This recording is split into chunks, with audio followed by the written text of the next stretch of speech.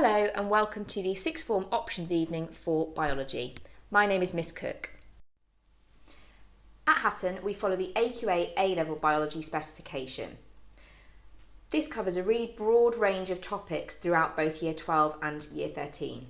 In year 12 we start by looking at small molecules and we build this up into cells and then larger structures such as whole organisms. So this means that we start with topics such as biological molecules and nucleic acids. We then look at cells and cell structures and the immune system. We then build this up into whole organisms and discuss how they exchange substances with their surroundings. Following this, we look at genes and DNA and how this leads to genetic diversity within and across species. We also look at biodiversity. As we move into year 13, we look at energy transfers. This includes looking in a lot of detail at reactions such as photosynthesis and respiration. We also look at organisms and how they respond to their environment, such as nervous coordination and muscle movement. We also look at inheritance and evolution, as well as gene expression. At the end of year 13, you will have 3 exams. The first paper assesses content covered in year 12. It is a 2-hour exam worth 35% of your A-level. It's usually a mixture of shorter and longer questions, and towards the end of the paper there will be some extended response questions that are usually 5 or 6 marks each. Your second paper assesses the content covered in year 13.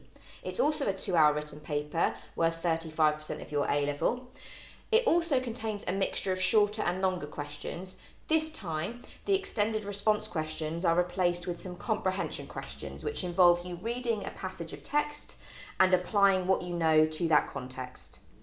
The final paper assesses content across the whole course. It's also 2 hours, but this time worth 30% of the A-level.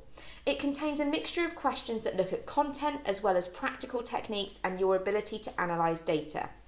The remaining 25 marks are an essay.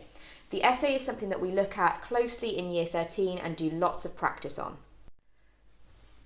On the screen you will see some of the skills and qualities that you need to become a successful A-level biologist. All scientists are curious about the world around them. As part of A-level biology, it is recommended that you have a keen interest in the subject and want to develop your knowledge further. You should be a person that asks questions about the world around them and are looking to seek more information to develop your knowledge beyond what you already know. As part of this, it will be important to have good scientific reasoning skills. Not only is this important in answering A-level exam questions, but it also helps you to develop a good understanding of different biological concepts. As with any of your A-level subjects, organisation will be key. It will be important to keep a folder, keep track of deadlines, and make sure you complete homework and assignments on time.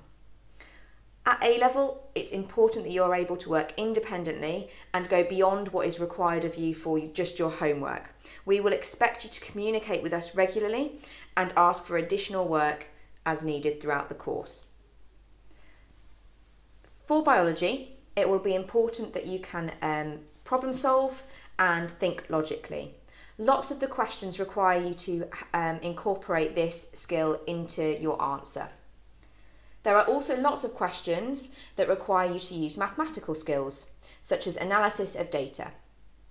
Most importantly, I recommend that you have a strong interest in developing your biological knowledge before taking this course.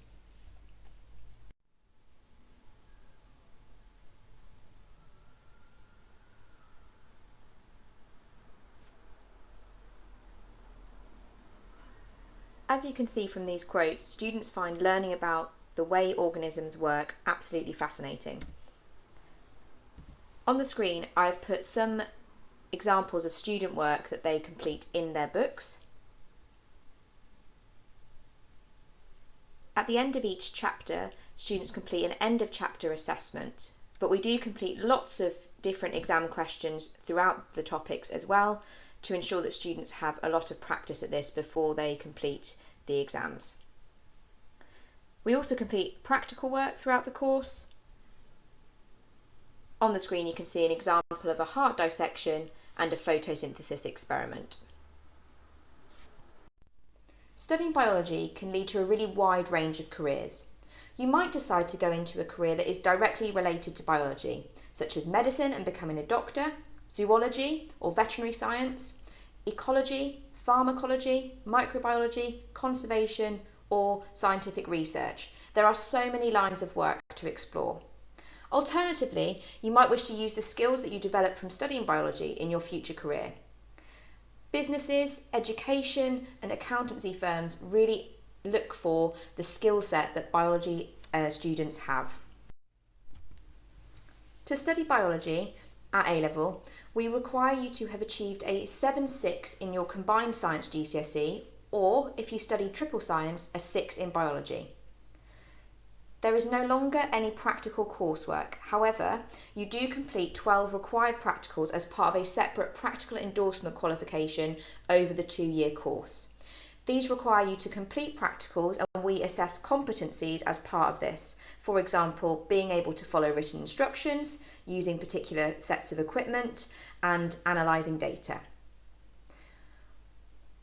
We provide you with a course textbook. However, there are other revision guides that are fantastic to help with this as well. The CGP AQA A-Level Biology Revision Guide is very good, but there are also websites such as Physics and Maths Tutor, which has some fantastic biology resources. And if you want to read outside of the subject to get a bit of extra information, the Science Daily website has lots of current articles about things that are happening in biology at the moment. As I mentioned at the start of the presentation, my name is Miss Cook. Please do get in touch if you have any questions. Our other teachers of biology are Mrs. Williams and Miss Conroy. They will be happy to answer any of your questions as well. Thank you for listening.